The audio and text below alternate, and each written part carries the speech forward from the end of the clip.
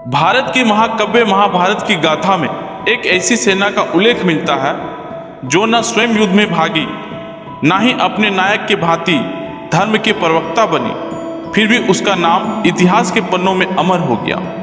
यह है नारायण सेना, श्री कृष्ण द्वारा रचित, अनुशासित और अपराजेय बल। कौन थे ये योद्धा, कैसे बनी यह सेना और क्यों लड़ी वो कौरवों की ओर से महाभारत का युद्ध? यह है नारायणी सेना, श्री कृष्ण द्वारा रचित, अनुशासित और अपराजेय बल। कौन थे ये योद्धा, कैसे बनी यह सेना और क्यों लड़ी वो कौरवों की ओर से महाभारत का युद्ध? आइए जानते हैं नारायणी सेना की पूरी कहानी। श्री कृष्ण द्वारा बसाई गई द्वारका नगरी केवल व्यापार और धर्म का ही केंद्र नहीं था, बल्कि वहां एक ऐसी सैन्य शक्ति का निर्माण हुआ था जिसे नारायणी सेना कहा गया। यह सेना द्वारका की रक्षा के लिए बनाई गई और इसका नाम स्वयं भगवान विष्णु के नाम नारायण पर रखा गया। श्री कृष्ण जब बाल्य अवस्था में थे तभी उन्होंने युद्ध नीति और राजनीति की शिक्षा ग्रहण की। बाद में जब उन्होंने द्वारका का निर्माण किया तब उन्हें एक संगठित और अनुशासित सेना की आवश्यकता महसूस हुई।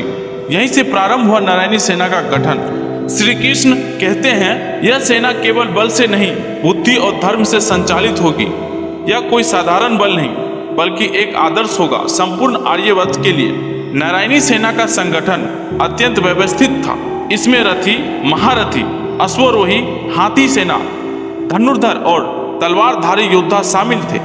हर एक योद्धा प्रशिक्षित था और धर्म नीति और युद्ध कला का ज्ञाता था। इस सेना का नेतृत्व सात्विक और कृतवर्मा जैसे महान योद्धाओं के पास, परंतु अध्यक्ष या प्रधान सेनापति के रूप में प्रमुख नाम था कृतवर्मा।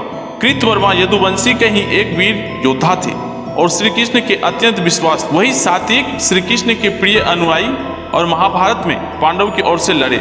जब कौरव और पांडवों के बीच यह उठने लगी, दोनों पक्ष ने श्री कृष्ण ने सहायता मांगी। दुर्योधन और अर्जुन दोनों द्वारका पहुंचे, परंतु श्री कृष्ण ने एक विलक्षण प्रस्ताव रखा। श्री कृष्ण कहते हैं, मेरे दो विकल्प हैं, एक और मैं बिना शस्त्र उठाए, दूसरी ओर मेरी संपूर्ण नारायणी सेना। दुर्योधन, तुम पहले आए हो, पर अर्जुन मेरी दाहिनी ओर बैठे हो, अतः मैं पहले उनसे पूछूंगा। अर्जुन कहता है, हे माधव, मैं आपको चाहता हूँ, आप मेरे सारथी बनिए। दुर्योधन प्रसन्न होकर कहते हैं, तो मुझे मिल गई नारायणी सेना, यह तो मेरे भाग्य की सौभाग्य है। इस प्रकार नारायणी सेना कौरवों के साथ युद्ध में उतरी। कृतवर्मा इसके प्रमुख सेना नायक बने और युद्ध भूमि में उन्होंने कई महावीरों का सामना किया। यद्यपि श्री कृष्ण युद्ध में शस्त्र नहीं उठाए, उनकी रणनीति और अर्जुन की वीरता ने युद्ध का रुख बदल दिया। नारायणी सेना के कई वीरों ने अद्भुत पराक्रम दिखाए। उनमें से कुछ प्रमुख नाम थे। कृतवर्मा कौरवों की ओर से सेनापति, सात्विक पांडवों की ओर से लड़े पर मूलतः नारायण सेना से थे।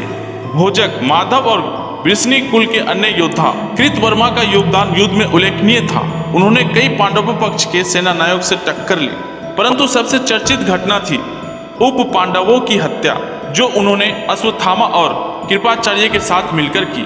यह युद्ध के बाद की एक दुर्भाग्य घटना थी। महाभारत के बाद नारायणी सेना में बचे हुए योद्धाओं की स्थिति बदल गई। कृतवर्मा अश्वत्थामा द्वारा ब्रह्मास्त्र प्रयोग में भागीदार बने और इस कारण उन्हें श्री कृष्ण की अप्रसन्नता का सामना करना पड़ा। यदुवंशी में भीतर कला आरंभ हुई और एक दिन यदुवंश का नाश हुआ। नारायणी सेना का गाथा हमें सिखाती है कि बल, संगठन और युद्ध कला महत्वपूर्ण है, परंतु उसके साथ धर्म, विवेक और नीति का संतुलन भी आवश्यक है। यह सेना श्री कृष्ण की नीति और सामर्थ्य का प्रतीक थी, जो चाहे तो युद्ध न लड़े पर युद्ध की परिणाम बदल दे। नारायणी सेना आज नहीं रही, पर उसका नाम इतिहास का आत्मा में गूंजता रहा। वह केवल एक सैन्य दल नहीं, बल्कि एक दर्शन थी, श्री कृष्ण की रणनीति का प्रतीक।